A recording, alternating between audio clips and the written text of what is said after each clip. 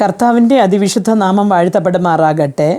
സംഖ്യാപുസ്തകം 22 അധ്യായം 14 വാക്യത്തിൽ, അപ്പോൾ യഹോവ ബിലെയാമിൻ്റെ കണ്ണു തുറന്നു, യഹോവയുടെ ദൂതൻ വാൾ ഊരിപ്പിടിച്ചുകൊണ്ട് നിൽക്കുന്നത് അവൻ കണ്ടു, സാഷ്ടാംഗം വീണ് നമസ്കരിച്ചു എന്ന് കാണുന്നു. പ്രിയ ദൈവമക്കളെ, ദൈവജനത്തെ ശപിക്കുവാനായിട്ട് പുറപ്പെട്ട ബിലെയാം ദൈവത്തിൻ്റെ വാക്കനുസരിക്കാതെയാണ് ആ ദിവസത്തിൽ പുറപ്പെട്ടത്. അപ്പം താൻ പോകുന്ന വഴിയിൽ തന്നെ തടഞ്ഞു നിർത്തണമെന്ന് വിചാരിച്ച ദൈവം തൻ്റെ ദൂതനോട് കൽപ്പിച്ചു. അപ്പം ബിലെയാം പോകുന്ന വഴിയിൽ ദൂതൻ വാളും ഊരിപ്പിടിച്ച് നിന്നു. ഇത് ബിലെയാം കണ്ടില്ല, പക്ഷേ ബിലെയാമിൻ്റെ കഴുത കണ്ടു. കഴുത കണ്ടിട്ട് മുമ്പോട്ട് പോകുവാൻ നിവൃത്തിയില്ലാതെ അത് അവിടെ വീണ് കിടന്നു.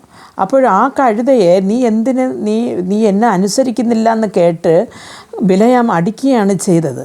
അപ്പോൾ ആ കഴുത ഒരു മനുഷ്യൻ സംസാരിക്കുന്നത് പോലെ ബിലെയാമിനോട് സംസാരിച്ചു, ഇതുവരെ ഞാൻ നിന്നെ അനുസരിക്കാതെ ഇരുന്നിട്ടുണ്ടോ എന്ന്. അപ്പോൾ കർത്താവ് ബിലെയാമിൻ്റെ കണ്ണ് തുറന്നു. ബിലെയാമിൻ്റെ കണ്ണ് തുറന്നപ്പോൾ തൻ്റെ മുമ്പിൽ വഴിമറിച്ച് നിൽക്കുന്ന ദൂതനെ കണ്ടു. ദൂതൻ്റെ കയ്യിൽ ഊരിപ്പിടിച്ചൊരു വാളുമുണ്ടായിരുന്നു. പ്രിയ ദൈവ പൈതലെ, അത് കണ്ട ആ ബിലെയാം സാഷ്ടാംഗം വീണ് നമസ്കരിച്ചു എന്ന് കാണുന്നു. പ്രിയ ദൈവ പൈതലെ, നാം നമ്മുടെ ജീവിതത്തിൽ നമ്മുടെ യാത്രകൾ എങ്ങോട്ടാണ്? പലപ്പോഴും നാം ലോകവുമായിട്ട് നമ്മുടെ സ്വന്തം ഇഷ്ടങ്ങൾ നിറവേറ്റുവാൻ ദൈവഹിതത്തെ മറന്നുകൊണ്ട് നാം മുമ്പോട്ട് പോകുമ്പോൾ ഇതേപോലെ തന്നെ ദൈവം ദൂതന്മാരെ അയക്കാറുണ്ട്. ചിലപ്പോഴത് നമ്മുടെ പപ്പയുടെ അമ്മയുടെ രൂപത്തിലായിരിക്കാം, അല്ലെങ്കിൽ നമ്മുടെ മക്കളുടെ രൂപത്തിലായിരിക്കാം, അല്ലെങ്കിൽ ഭാര്യയുടെ ഭർത്താവിൻ്റെ രൂപത്തിലായിരിക്കാം, അല്ലെങ്കിൽ പാസ്റ്ററുടെയോ അല്ലെങ്കിൽ ഒരു ദൈവമനുഷ്യൻ്റെ രൂപത്തിലായിരിക്കാം, അല്ലെങ്കിൽ ടീച്ചേഴ്സിൻ്റെ രൂപത്തിലായിരിക്കാം. ഇങ്ങനെ നാം ചെയ്യുന്ന തെറ്റുകളെ ചൂണ്ടിക്കാണിക്കാൻ പലപ്പോഴും ദൈവം നമ്മുടെ മുമ്പിൽ തൻ്റെ ദൂതഗണങ്ങളെ അയക്കാറുണ്ട്. പക്ഷെ നാം അത് ശ്രദ്ധിക്കാറുണ്ടോ? അവരുടെ വാക്കിന് നാം വില കൽപ്പിക്കാറുണ്ടോ എന്ന് നാം നോക്കണം.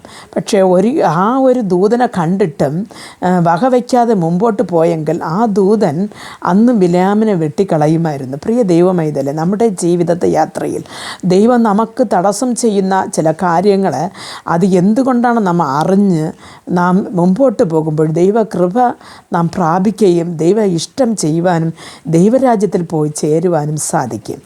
അതുകൊണ്ട് ദൈവ കൽപ്പനകൾക്ക് അനുസരിപ്പാൻ ദൈവം ഓരോരുത്തർക്കും കൃപ നൽകട്ടെ.